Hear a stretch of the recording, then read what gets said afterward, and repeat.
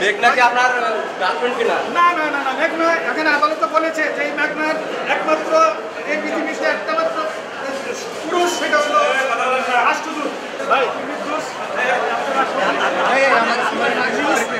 আপনারা প্রচার করেন ইনশাআল্লাহ।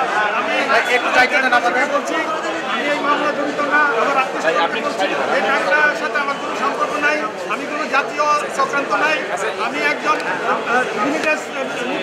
যোদ্ধা, আমি জাপানে ছিলাম।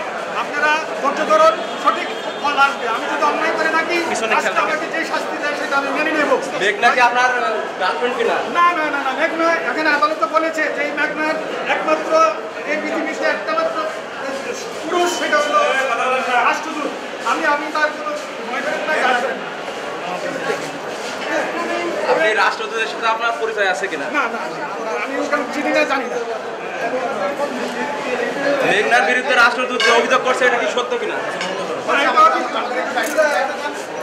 একটু বন্ধ করেন, একটু বন্ধ করেন।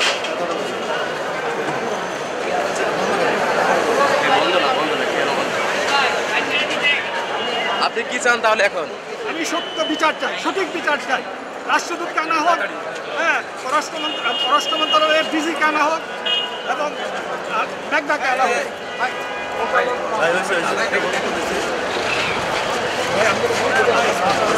বন্ধ করে দেন ভাই, বন্ধ করেন ভাই, বন্ধ করেন, এবার বন্ধ করে দেন। Mr. Noodles, amazing taste. আলোচিত মেঘনা আলম এবং দেওয়ান সমীর যে মামলাটি সৌদি আরবের রাষ্ট্রদূতকে হানি ট্র্যাপে ফেলে তার নিকট যে $5 মিলিয়ন দাবি করেছিল, সেই মামলারই ধারাবাহিকতা ধানমন্ডি থানায় যে একটি মামলা হয়, যে মামলায় তারা গত 29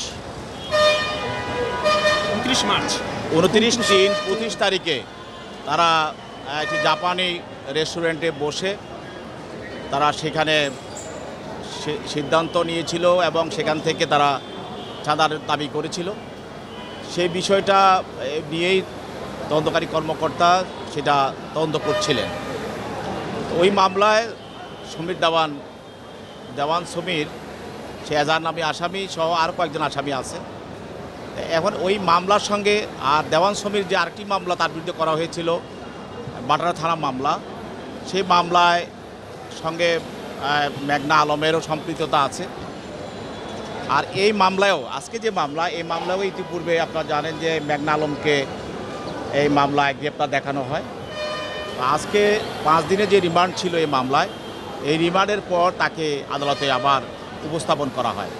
সমীর দেওয়ান রিমান্ডে থাকা অবস্থায় তাকে বিভিন্ন তদন্তকারী কর্মকর্তা তার বিভিন্ন জায়গায় যে সে মিটিংগুলো করেছিল, সে রেস্টুরেন্ট সহ বিভিন্ন জায়গায় যে মিটিংগুলো করেছিল এবং যে ধরনের বিভিন্ন জায়গায় তার টেলিফোন কনভারসেশন ছিল, এই ডিভাইসগুলো তাকে দেখানো হয়।